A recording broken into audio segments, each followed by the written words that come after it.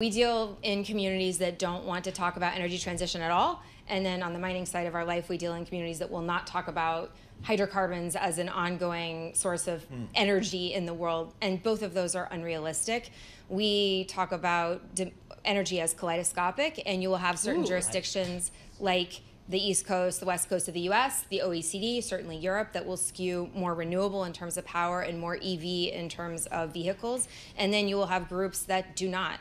And I think the problem is that in sitting in the OECD and reading all of the kind of typical, like, New York Times, Wall Street Journal, FT, Economist, maybe Bloomberg, Axios, you sort of think like, oh, the energy transition is happening and conventional vehicles and conventional fuels are going out of business. The problem is that if you look at the last 22 years, the OECD, which is about 400 million people, has taken demand for hydrocarbons down 2 million barrels a day. And the non-OECD has taken hydrocarbon demand up 25 million barrels a day. So it's just a law of large numbers. And the fact is that if you wanted to say no traditional energy, that's unrealistic. We don't have enough copper in the world to supply that. But if you wanted to say no renewables, we don't have enough oil or LNG to supply the world. So it has to be kaleidoscopic. And it's really an all of the above energy solution, including nuclear, which last year came into the conversation as carbon free. Kaleidoscopic. I'm totally stealing this one. Yeah. So Kate, when we have this interest, though, in the energy space among energy companies, does that make exit strategies more appealing for you? Like, are you buying more or are you selling more right now? Because for a while it felt like assets in private equity when it related to energy was stuck. It was going nowhere fast.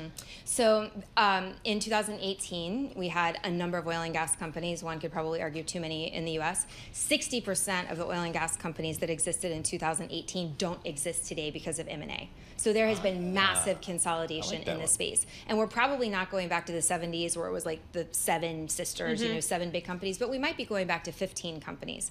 So definitely there is consolidation, and that consolidation was localized in the Permian Basin in West Texas until this year, and I would say now the Permian's pretty consolidated, and now it's going to other basins in the U.S. So this is sort of a cross-basin U.S. consolidation story. That's number one. Number two, it's definitely cheaper to buy assets. So 2014, 15, we would pay 7 to 10 times EBITDA. We're buying assets now for 1 to 3 times EBITDA. But doesn't that mean that you're does that mean that you're selling assets for that too, though?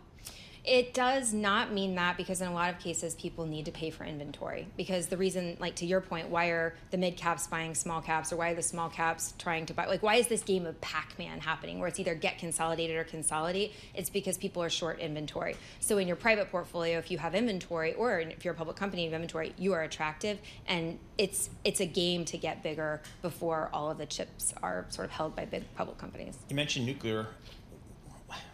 What is a reasonable nuclear policy from your perspective? Because I'm hearing more about the technology changing now. We don't have to build these monster reactors. We can build little ones.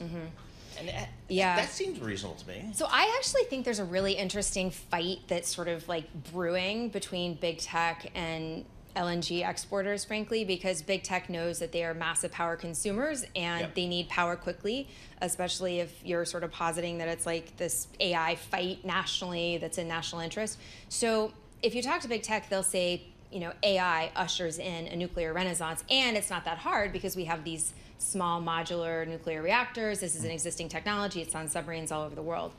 The fact is, you'll probably see some of that, but you'll also probably see some of it go to natural gas and some more go to renewables. I think that big tech is probably going to have to embrace like a kaleidoscopic power outlook. We haven't put any nuclear plants in operation forever, right? Right, yeah. So to say I'm going to power this data center with a small nuclear plant, that is a huge deal. Yeah. You know, there's also probably not the uranium to power a nuclear renaissance right now, particularly with the House and Senate now restricting 20% of the uranium market to be imported into the U.S. And that matters because the U.S. is the largest consumer of uranium, and we are now, like as of 2027 or 2028, not allowed to buy uranium from Kazakhstan or Russia. So yeah, but to your point, Paul, they are considering restarting a nuclear plant that was closed. That's quite big. And the SMRs, these small modular reactors, they're just, the economics are so wide. Like, it just, you just can't make the economics work yet. Okay. But I like that you brought up the uranium factor, because what we are seeing is oil companies go into mining, particularly with lithium. And I'm wondering if, like, there's a way that you are thinking about your oil and your, like, real play, like the hard asset plays? Like, are there plays for you there? Yeah, I think, well, definitely. So oil and gas companies are actively looking at lithium because we extract lithium when we bring water out of the ground in saltwater brine across the U.S. So that is definitely a play. The other thing is that a lot of the mining companies don't know how to lease acreage to do mined expansion, and that's something that oil and gas companies are very good at. So I actually think you're seeing this like merger of the natural resources brethren in a lot of ways. And the similarities are fascinating because like mining and oil and gas globally have both decreased CapEx 40% since the 2013-2014 timeframe, and mining and oil and gas companies also are only spending 40% of cash flow on CapEx today, and they're both essential for the energy transition. So I think you're probably going to start to see a lot more intersection of conversation around oil and gas and mining companies, just as these natural resources businesses that haven't really been super relevant for the past 10 years but are increasingly very relevant.